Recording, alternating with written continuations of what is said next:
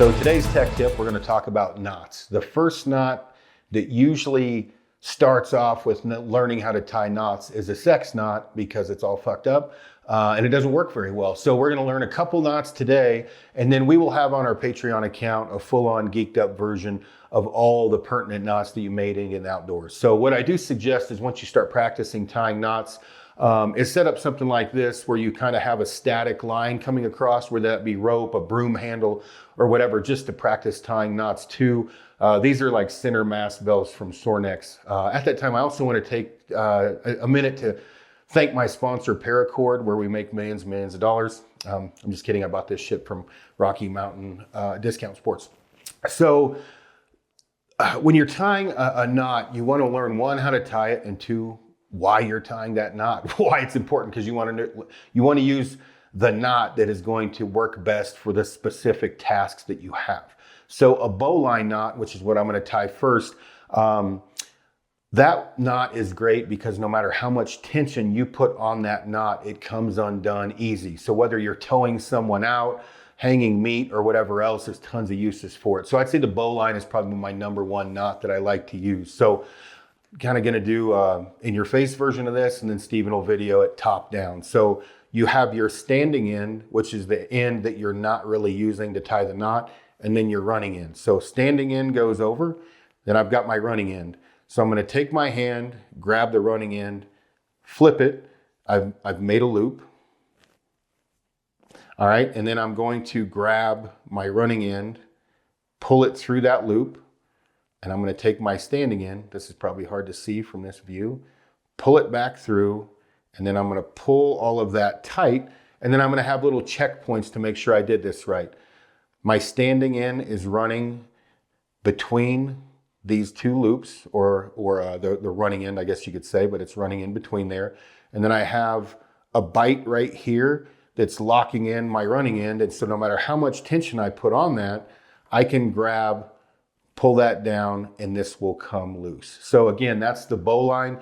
There's multiple different tricks and little like verbiage you can use, flipping the rabbit and pulling it through the hole, whatever else. But that is the easiest or the best knot that I have used, and really the easiest to learn as well. All right, class, the next knot I'm going to tie is a prussic knot. The prussic and the taut line hitch can kind of be used for the same thing, but what I use the prussic knot for is for my guy lines, meaning, you know, I've got my tent, I've got my guy line tied to it, it goes down to my stake, comes back to itself, I'll tie the prussic knot there and use that for tensioning. A taut line hitch will do the same thing. And if you know how to tie a D-loop, you can basically tie this knot. So this is one way to do it, and the easiest way to show you is I'm just gonna bend this piece of P cord over, and I'm going to wrap it through itself one time, and then I'm going to do the same thing one more time, exact same way. Pull it through itself, make sure none of these are crossed over themselves, and I'm going to pull that tight. So that's a prussic knot.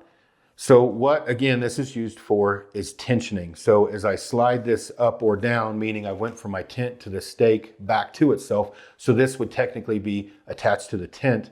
Once I get the length I need and I've got my guy line pulled tight, you can see when I pull that, it bends this and when it puts a bend in, it basically makes it to where this can't slide. So again, the taut line hitch works just as well. It's just a different way to use a tensioning knot. That'll be on the Patreon account. But with the prussic knot, I tie a version of this for my drop away arrow rest as well. You could run this knot for, how would I say this? So to adjust it in the field, if you wanted to, I run this through my bus cable and then tie a version of this you know, for my drop away arrow rest, so I can adjust this up and down. I don't tie it static, meaning I can't move it. I do run it through, but then I tie a version of this, so if I need to move it up or down and lock it in place. So again, this is the prussic knot. It can be used for a ton of different stuff, but again, for me, I use this mostly if I'm running for my guy lines, as well if I'm running some type of tarp, let's say, or a clothesline, I'll use this same knot. So I'll tie a bowline in the beginning around the tree, run it around the other tree, back to itself, tie a prussic knot, tension it up, hang all our wet clothes up to dry, whatever else. But that's why these two knots are two of the most used in my arsenal.